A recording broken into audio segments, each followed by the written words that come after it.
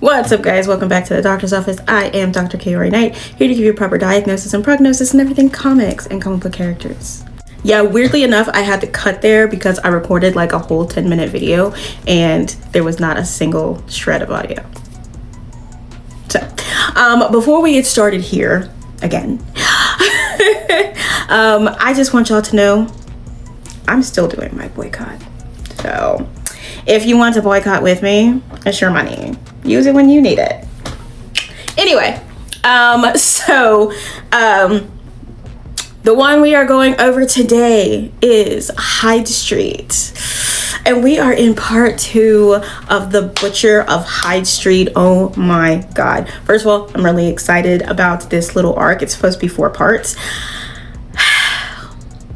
I like it. I'm gonna say like the best part of having to record this all over again is the fact that I remember this fucking character's name, because in that other video I did not remember his name at all. So start out with Peabody, the name I didn't remember, on top of the castle that Oscar and Sister Hood are in with a lightning rod, and he kind of gets like all charged up, right? So inside we have the Butcher of Hyde Street. Butcher of Hyde Street has been locked in this castle for the longest time. The reason that Peabody knows about the Butcher of Hyde Street is because he put on that fucking mask that came from the doctor's office, and it turned him like into like a mini wolf, and he wasn't able to get it off until they took him to the doctor. The doctor used Mr. X-Ray's glasses and it showed him the truth being that what happened with his mother. So at that point in time, when he goes and has like this kind of like flashback situation where his current state is flashing back and is like kind of watching what happened with his mom, he ends up meeting the Butcher of Hyde Street, who basically tells him that he can like reunite him with his mother. Okay, so he then and he's like, if you want me to help you, you have to come let me go. So he then is mission bound to go free the Butcher of Hyde Street without knowing anything about this man. The only thing that he is focused on is trying to be with his mom. Sure.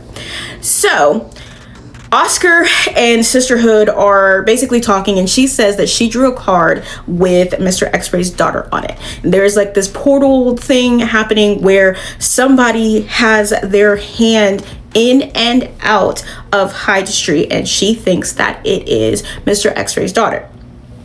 So she's trying to figure out what happens, and if she's able to get off of Hyde Street or find a way off of Hyde Street, she's going to come back for Oscar. That is what she tells him. When she leaves, her sister, who is a bird, tells her, because the whole situation happened where her sister sacrificed herself or got sacrificed and turned into a bird. Anyway, so her sister basically is like talking about like deception and things like that, and she's like, don't talk to me about that. Everything that I'm doing is to save you at this point. So basically what she's saying is she's not coming back for Oscar. She finds a way off Hyde Street, her ass is getting the fuck off Hyde Street, which is what everybody who gets on Hyde Street keeps trying to do: leave. And I believe it's 10,000 souls that they have to get in order to leave. Peabody overhears her and goes into the castle to talk to Oscar, and it's like, you need to forget about Sisterhood because she's not coming back for you. And he doesn't react to that, and he's like, okay, but you already knew that, I'm guessing. So fuck her. You know what I'm saying? So as he's talking to him and he notices that Oscar doesn't have a reaction to him telling him that Sisterhood lied, he's like, why, if you already know that, why are you still helping her? And the Butcher, who is in there and listening, says because he loves her. And he talks about in 1953, when all this was going down and the Butcher was initially locked away, that the reason Oscar helped her is because she told him, Oscar, that she loved him. After they locked the Butcher away, she says that she does not love him. She just needed him compliant enough to help her put the Butcher away. And they were putting the Butcher away at the request of the scorekeeper. Now, Oscar does not have eyes, he does not have a tongue, and he's kind of like Frankenstein dead type thing. So he can't really speak for himself at this point. And The butcher is basically explaining that he is able to hurt the scorekeeper, and Peabody is just like, we teamed up in the woods and killed that child killer. Like, we should be working together to get rid of the scorekeeper so we can all leave, and then I get to see my mom, and blah blah blah. And the butcher is just like, I can't give you back your eyes or your tongue, useless, but I can hurt the scorekeeper. And so, of course, Oscar is angry about this situation. He's like, and Peabody's like, why are you trying to defend the scorekeeper who's keeping us here? And it's like, he really wants to say more, but he obviously cannot. So the two of them get to fighting, and Peabody's getting his ass beat, not gonna lie. And he's like, yeah, that's right, fight for me, boy. Like, encouraging him to continue on with this fight.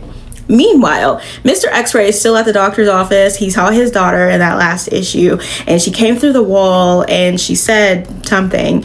And so, of course, he's freaking out, and he's just like, did you see that? And the doctor's just like, see what? And he was like, my daughter, hello. And he's like, maybe I shouldn't medicate you, right? Just get you something to lay down. And he's like, I'm not fucking crazy. Stop treating me like I'm crazy. He's like, I literally saw her. And he was like, and what does she look like? So she was born in 1955, and then she looks the same as she did in 1966. So apparently it's been decades since he's been on Hyde Street, and she still looks the same.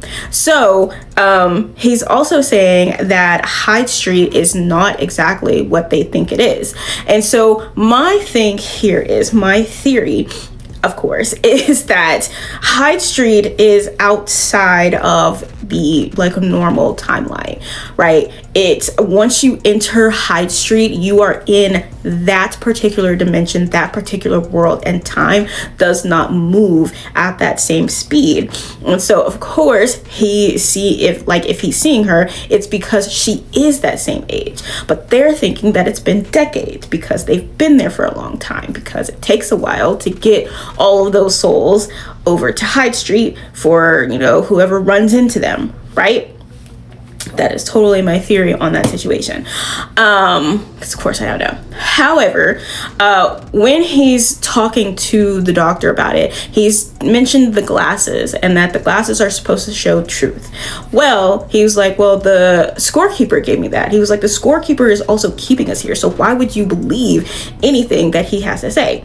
So, or that he's showing you with said glasses. So he kind of pivots the conversation. Is like, does the name Edmund Ripley mean anything to you? And he's like, no, why? And he said, I believe that is the scorekeeper's actual name. My theory about that is that before he became the scorekeeper, he was a resident on Hyde Street, and he ended up becoming the scorekeeper for some reason, and the Butcher of Hyde Street is kind of like that reason, especially because the butcher can hurt the scorekeeper. So I want to say that the previous scorekeeper was probably killed by the butcher, and then they needed a new scorekeeper, and in order to keep him from killing another scorekeeper, they of course locked him away. My theory, I don't know. So basically he says if that name has existed as a resident, the nurses will be able to find it because they have the name of every resident on Hyde Street. So they would be able to find it essentially. And they are looking through it, and at the same time as they are looking through it, they are talking about Miss Goodbody, who is literally one soul away from getting off of Hyde Street. But Peabody locked her in her store and put like closed signs everywhere to prevent anybody from coming in there because he wants to be the first person off Hyde Street. If you reach 10,000, you get off Hyde Street. So if you're going to reach 10,000, you're going to get off Hyde Street anyway. So whether you're first or second, I feel like that doesn't fucking matter. But everybody knows that he is a menace for everybody anyway. So but as they are saying that, they're basically saying that she can leave that shop whenever she wants to. She's just afraid and she's upset, so she hasn't moved. She is sitting on the floor of her shop still fucking crying. Now, Miss Goodbody is in that room, and or inside of the store, she's on the floor, and there is a resident, not a resident, but somebody who comes and is like, I know you're in there, I need help, my husband left me, I'm trying to lose weight so that I can get him back. And she is like super excited by this because, again, she only needs one more soul. So she's like, you know, open the door and come in. But the lady can't open the door. And so she's like struggling trying to open the door. And they realize that Peabody has tied the door closed with like this super complicated knot. Meanwhile, over at the castle, Oscar and Peabody are still fighting. And he's like, you don't have to die for sisterhood or the scorekeeper. And so he's kind of just like trying to figure out why he can't really defeat Oscar right now. And the butcher's like, well, it's because he's already dead. So you know what I'm saying. And so he uses his lightning rod to bring him back to life, right? And so after he does that, and the butcher's just like, you've done well, boy, go ahead and open the door. Well, he opens the door and he's like, oh, I thought you would be kind of scarier to look at. That's crazy. And he's like, oh, I'm not here to scare anybody. And he's like, okay, so well, like, can you help me find my mom? Like, get to my mom. And he's like, and stabs him. And while he's bleeding on the floor, he's basically just like, you're literally never going to see your mom again. And he slices him in half and kills him with this gigantic hunter's knife, right?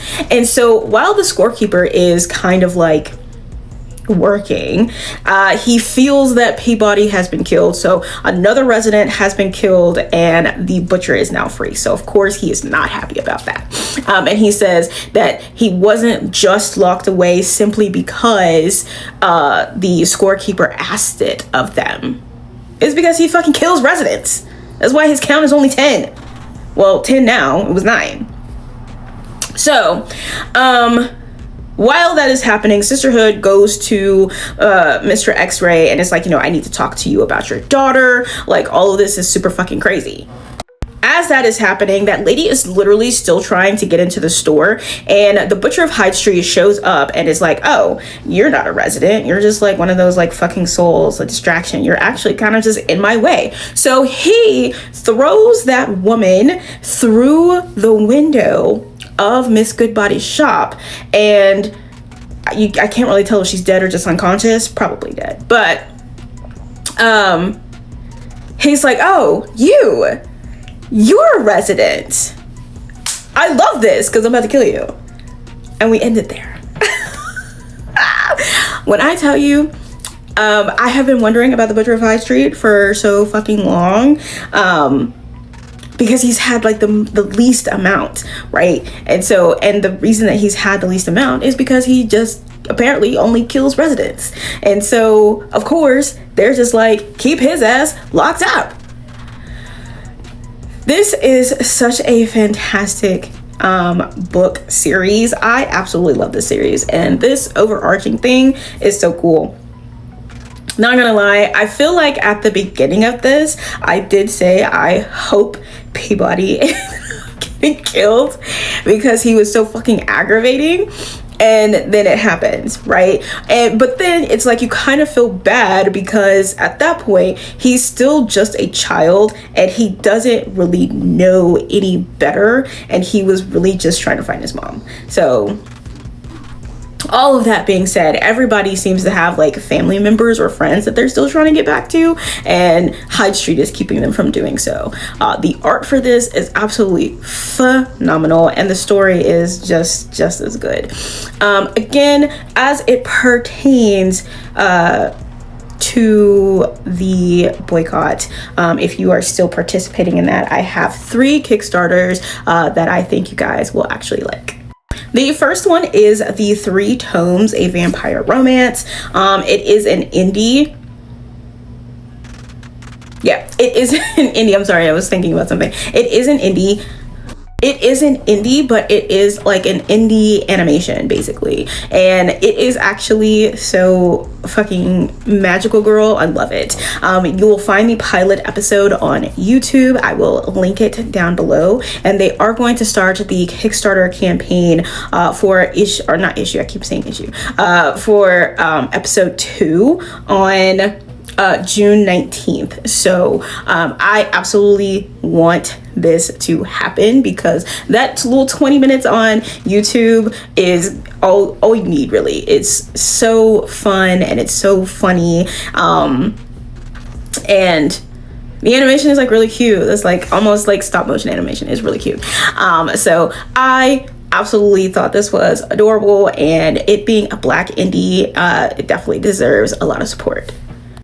The second one is a 90-page graphic novel called The Ruth Avenue Raiders, and it's basically like this 90s style cartoon inspired graphic novel about a team, for a little like street football team from Ruth Avenue going up against like some robots in a like winner takes all like type situation. And Damien Becton, who is like one who created this, basically took his inspiration from like Dexter's Lab, the Proud Family, Hey Arnold, and Recess. And it's just like really interesting, and I think honestly this would be really great to be backed as well.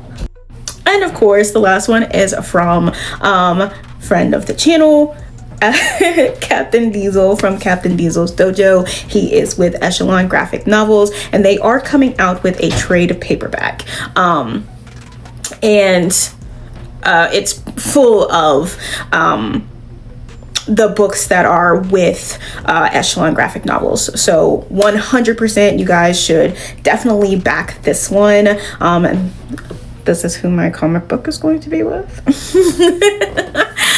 So anyway, and this is also where Reaper, if you did get his first comic book, Reaper, this is also where his comic book is housed. And I believe his comic book is also going to be inside the trade paperback as well. So 100% we are supporting indies. Fuck them people over there, and let's go ahead and support the ones who are like, trying real hard to get their dreams and things off the ground. So these are the 3 Kickstarters. I am going to be putting them in the description of the video, as well as the link to the pilot episode for the 3 tomes, so that you guys can see that as well. All of these are Black indies, and all of them deserve much love and support. Let's get them to their goal. And that is actually it for me. And I will see you guys at your next checkup.